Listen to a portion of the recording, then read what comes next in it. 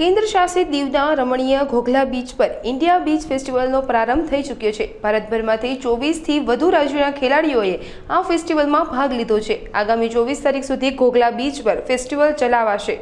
ઉદ્ઘાટન પૂર્વે લોકગાયિકા ગીતા રબારીએ દેશભક્તિ અને ભાતીગળ પોતાના સ્વરથી હજારોની જનમેદનીને મંત્રમુગ્ધ કર્યા હતા। દીવના પ્રશાસક પ્રફુલ્લ પટેલ, કેન્દ્રીય મંત્રી મનસુખ માંડવિયા, ઉપરાજ્યપાલ દીવ મ્યુનિસિપલ પ્રમુખ, દીવ હોટેલ એસોસિએશન અગ્રણીઓ, દીવ જિલ્લા પંચાયત સહિતનાઓ ઉપસ્થિત રહ્યા હતા। દીવમાં આજે નેશનલ ગેમ ખેલો ઇન્ડિયા 2025 નું સરસ મજાનું આયોજન છે, જેમાં મને બધાની સામે પરફોર્મ કરવાનો અવસર મળ્યો છે। મારા માટે ખૂબ પ્રાઉડની વાત છે અને ખૂબ સારી વાત છે કે ઇન્ડિયા નેશનલ લેવલનું અહીંયા ગેમ્સ થઈ રહ્યું છે। બીચ પર દરેક જગ્યાએથી ખેલ રમવા માટે લોકો અહીંયા આવ્યા છે, એટલે ખૂબ સારું આયોજન છે અહીંયા દીવમાં। બસ દીવના લોકો ખૂબ પ્રેમ આપે છે, કલાકારને ખૂબ ચાહે છે અને વર્ષોથી જ્યારે હું આવું છું એટલે ખૂબ સારી એક નવી યાદી લઈને અહીંયાથી અમે જઈએ છીએ। આજે દીવના આ બીચ ફેસ્ટિવલમાં જે ખેલો ઇન્ડિયાનો સેકન્ડ ફેસ્ટિવલ છે અને એ મનસુખ માંડવિયા સરના અંડરમાં એનું ઉદ્ઘાટન થઈ રહ્યું છે અને એટલું સરસ વાતાવરણ છે અને હું ગુજરાતની મેનેજર ટગ ઓફ વોરની મેનેજર તરીકે મારી નિમણૂક થયેલી છે। મને પણ ખૂબ આનંદ થાય છે કે આટલા સરસ ફેસ્ટિવલમાં મને અહીંયા આવવાનો ચાન્સ મળ્યો। અહીંયાનું આયોજન એટલું સરસ છે, અમને કોઈ પણ જાતની આવ્યા ત્યારથી અમને તકલીફ નથી પડી। ડેપોથી ઉતર્યા ત્યાં પણ અમને બસ લેવા આવી ગઈ।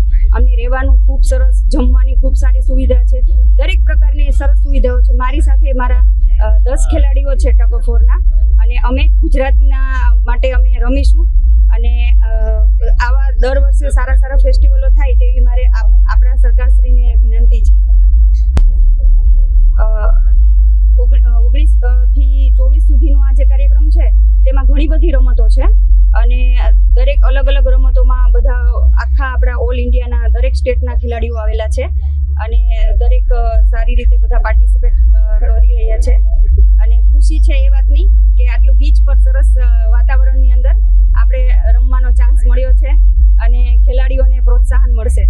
मोदी जी के नेतृत्व वाला भारत केवल स्वप्न नहीं दिखाते, स्वप्न भी दिखाते हैं और साकार करने के लिए उनकी शक्तियों को, उसकी टैलेंट को खिलने का अवसर भी देता है।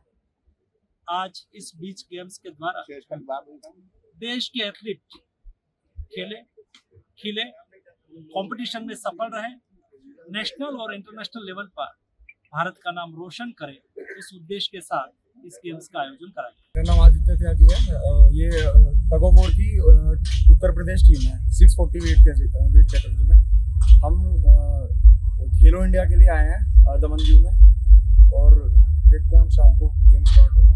व्यवस्था बहुत अच्छी है यहाँ पे, आने जाने के लिए भी, खाने के लिए भी, प्लेयरों के रुकने के लिए भी, हर तरह से व्यवस्था बहुत अच्छी है।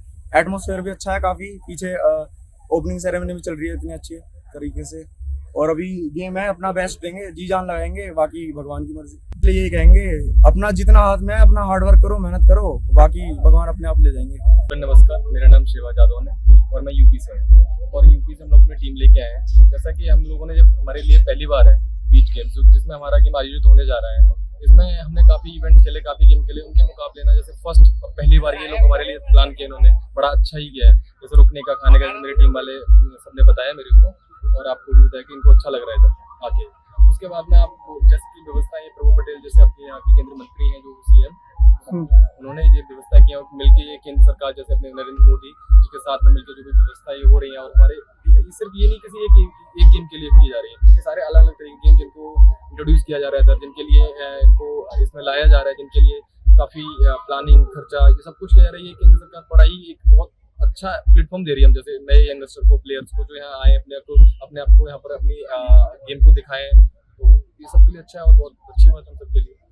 जिसमें हमारे स्टेट की करीब 24 टीमें आई हैं पूरे इंडिया से, इसमें अलग अलग 8 टीमें अलग अलग पूल में कैटेगराइज की गई हैं। इसमें मेंस की टीम अलग है, वुमेन्स की टीम अलग है, एक मिक्स टीम 4x4 वो अलग है। ऐसे करीब 24 टीमें हैं यहाँ पर और शाम को हमारा गेम होगा, फिर देखते हैं क्या चलता है, कैसी व्यवस्था रहती है, उसके बाद हम आपको अपने उसी हिसाब से एक्सप्लेन करेंगे।